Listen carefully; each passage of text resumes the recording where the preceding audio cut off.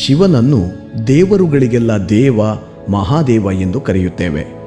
ಶಿವನ ಆಕಾರ, ವ್ಯಕ್ತಿತ್ವ ಎಲ್ಲ ವಿಭಿನ್ನ, ಆಕರ್ಷಣೀಯ.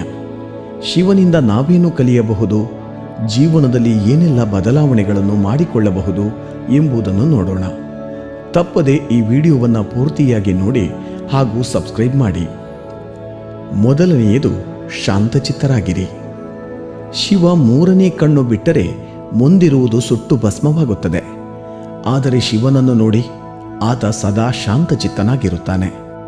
ಭಸ್ಮವನ್ನು ಹಚ್ಚಿಕೊಂಡು ವೈರಾಗ್ಯದ ಮೂರ್ತಿಯಂತೆ ಕಂಡರೂ ಜಗತ್ತಿನ ಆಗುಹೋಗುಗಳನ್ನು ಗಮನಿಸುತ್ತಿರುತ್ತಾನೆ.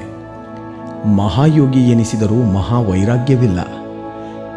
ನೀವೂ ಅಷ್ಟೇ, ನಿಮ್ಮ ಸುತ್ತಮುತ್ತಲಿನ ಆಗುಹೋಗುಗಳನ್ನು ಗಮನಿಸಿ, ಯೋಗಿಯಂತೆಯೇ ಇರಿ.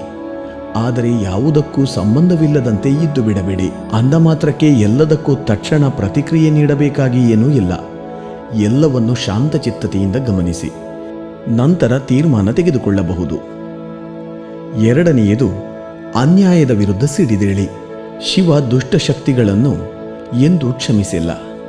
ನ್ಯಾಯ ಅನ್ಯಾಯಗಳ ತೀರ್ಮಾನದಲ್ಲಿ ಶಿವನನ್ನು ಮೀರಿಸುವವರಿಲ್ಲ. ದುಷ್ಟತನ ತೋರಿದ ರಾಕ್ಷಸರನ್ನ ತಾನೇ ಸಂಹರಿಸಿದ್ದಾನೆ. ನೀವು ಅಷ್ಟೇ, ಸುಳ್ಳಿನ ಮತ್ತು ಅನ್ಯಾಯದ ಹಾದಿಯಲ್ಲಿರುವವರನ್ನು ಕ್ಷಮಿಸುತ್ತಾ ಕೂರಬೇಕಾಗಿಲ್ಲ. ಅನ್ಯಾಯ ವಂಚನೆ ನಡೆದಾಗ ಶಿವನಂತೆಯೇ ನಿಮ್ಮ ಶಕ್ತಿಯನ್ನು ತೋರಿಸಿ. ಮೂರನೆಯದು, ತಪ್ಪನ್ನು ಒಪ್ಪಿಕೊಳ್ಳಿ. ಶಿವ ಎಂದು ಚೆಲ್ಲಾಟವಾಡಿದ್ದಿಲ್ಲ. ದೇವಾನುದೇವತೆಗಳೆಲ್ಲ ಗೌರವಿಸುವಂತಹ ವ್ಯಕ್ತಿತ್ವವನ್ನು ತನ್ನದಾಗಿಸಿಕೊಂಡಿದ್ದ. ಕೆಲವು ಬಾರಿ ಕೋಪಗೊಂಡು ಅನಾಹುತಗಳಿಗೆ ಕಾರಣನಾದರೂ ಅದನ್ನು ತಾನೇ ನಿಂತು ಸರಿಪಡಿಸಿದ. ನೀವು ಅಷ್ಟೇ, ಜೀವನದಲ್ಲಿ ತಪ್ಪು ಮಾಡುತ್ತೇವೆ, ಅದನ್ನು ಒಪ್ಪಿಕೊಂಡು ಅದನ್ನು ನಾವೇ ಸರಿಪಡಿಸಲು ಮುಂದಾಗಬೇಕು. ಹೌದು, ತಪ್ಪಾಗಿದೆ, ಏನಿವಾಗ ಎಂಬ ದಾಷ್ಟ್ಯ ಸರಿಯಲ್ಲ. ಶಿವನಂತೆಯೇ ನಮಗೂ ಕೋಪ ಬರುತ್ತದೆ. ಆಗೆಲ್ಲ ಅದನ್ನು ಶಿವನಂತೆಯೇ ನಿಯಂತ್ರಣಕ್ಕೆ ತಂದುಕೊಂಡು ಅನಾಹುತವಾಗದಂತೆ, ನಿಮ್ಮಿಂದ ತಪ್ಪಾಗದಂತೆ ಎಚ್ಚರ ವಹಿಸುವುದು ಅತ್ಯಗತ್ಯ. ನಾಲ್ಕನೆಯದು, ವಿಷವನ್ನು ನುಂಗಿ. ಶಿವನಿಗೆ ನೀಲಕಂಠ ಎಂದು ಏಕೆ ಕರೆಯುತ್ತಾರೆಂದು ನಿಮಗೆ ಗೊತ್ತೇ ಇದೆ. ಜೀವನದಲ್ಲಿ ನಮ್ಮ ಸುತ್ತಮುತ್ತ ಹಲವಾರು ರೀತಿಯ ವಿಷಗಳು ತುಂಬಿರುತ್ತವೆ. ಅದರಲ್ಲಿ ಅಪಾಯಕಾರಿಯಾದ ವಿಷ ಎಂದರೆ ನಕಾರಾತ್ಮಕತೆ. ಒಮ್ಮೆ ನೀವು ಈ ನೆಗೆಟಿವಿಟಿಗೆ ಬಲಿಯಾದಿರಿ ಎಂದರೆ ಜೀವನ ನರಕ.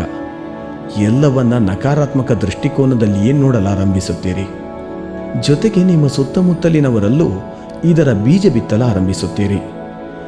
ಈ ನೆಗೆಟಿವಿಟಿ ಎಂಬ ವಿಷವನ್ನು ನೀಲಕಂಠನಂತೆಯೇ ನುಂಗಿ ನೀರು ಕುಡಿದು ಬಿಡಿ. ಪಾಸಿಟಿವ್ ಥಿಂಕಿಂಗ್ನ ವ್ಯಕ್ತಿತ್ವ ನಿಮ್ಮದಾಗಲಿ. ಐದನೆಯದು, ಮಹಿಳೆಯರನ್ನು ಗೌರವಿಸಿ. ಶಿವ ಅರ್ಧನಾರೀಶ್ವರನೂ ಹೌದು, ಗಂಗೆಯನ್ನು ತಲೆಯಲ್ಲಿ ಹೊತ್ತ ಭಗೀರಥ ಕೂಡ. ಶಿವನ ಜೀವನವನ್ನು ಒಮ್ಮೆ ನೋಡಿ. ಆತ ತನ್ನ ಜೀವನದಲ್ಲಿ ಬಂದ ಮಹಿಳೆಯರನ್ನು ಗೌರವಿಸಿದ್ದಾನೆ. ಅವರ ಸಾಮರ್ಥ್ಯಕ್ಕೆ ಅತ್ಯುತ್ತಮ ಉದಾಹರಣೆಗಳನ್ನು ನೀಡಿದ್ದಾನೆ.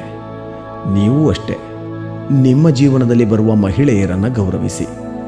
ಪಾರ್ವತಿಗೆ ತನ್ನದೇ ಆದ ವ್ಯಕ್ತಿತ್ವವನ್ನು ರೂಪಿಸಿಕೊಳ್ಳಲು ಅವಕಾಶ ನೀಡಿದ ಶಿವನಂತೆಯೇ ನೀವು ಕೂಡ ನಿಮ್ಮ ಬಾಳ ಸಂಗಾತಿಯನ್ನು ನಡೆಸಿಕೊಳ್ಳಿ.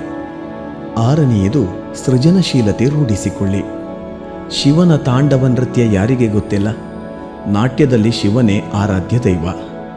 ಮಹಾಯೋಗಿ ಶಿವ ನಾಟ್ಯವನ್ನೇಕೆ ಮಾಡಿದ ಎಂಬುದು ನಿಮಗೆ ಗೊತ್ತೇ ಇದೆ. ನಿಮ್ಮ ವ್ಯಕ್ತಿತ್ವ ಪರಿಪೂರ್ಣವಾಗಬೇಕಾದರೆ ಶಿವನಂತೆಯೇ ನಿಮಗೂ ಒಂದು ಕಲೆ ಗೊತ್ತಿರಬೇಕು. ಅದು ನಾಟ್ಯವಾಗಿರಲೇಬೇಕೆಂದೇನೂ ಇಲ್ಲ. ಸೃಜನಶೀಲತೆಯನ್ನು ರೂಢಿಸಿಕೊಂಡಲ್ಲಿ ನಿಮ್ಮ ವ್ಯಕ್ತಿತ್ವ ಇನ್ನಷ್ಟು ಆಕರ್ಷಣೀಯವಾಗುತ್ತದೆ. ಈ ತತ್ವಗಳನ್ನು ಜೀವನದಲ್ಲಿ ಅಳವಡಿಸಿಕೊಂಡರೆ ಜೀವನ ಎಷ್ಟೋ ಸುಧಾರಿಸುತ್ತದೆ. ಇಂತಹ ಮತ್ತಷ್ಟು ವಿಡಿಯೋಗಳಿಗಾಗಿ ನಮ್ಮ ಚಾನಲನ್ನು ತಪ್ಪದೇ ಸಬ್ಸ್ಕ್ರೈಬ್ ಮಾಡಿ. ಪಕ್ಕದಲ್ಲಿರುವ ಬೆಲ್ ಐಕಾನನ್ನು ಕ್ಲಿಕ್ ಮಾಡಿ.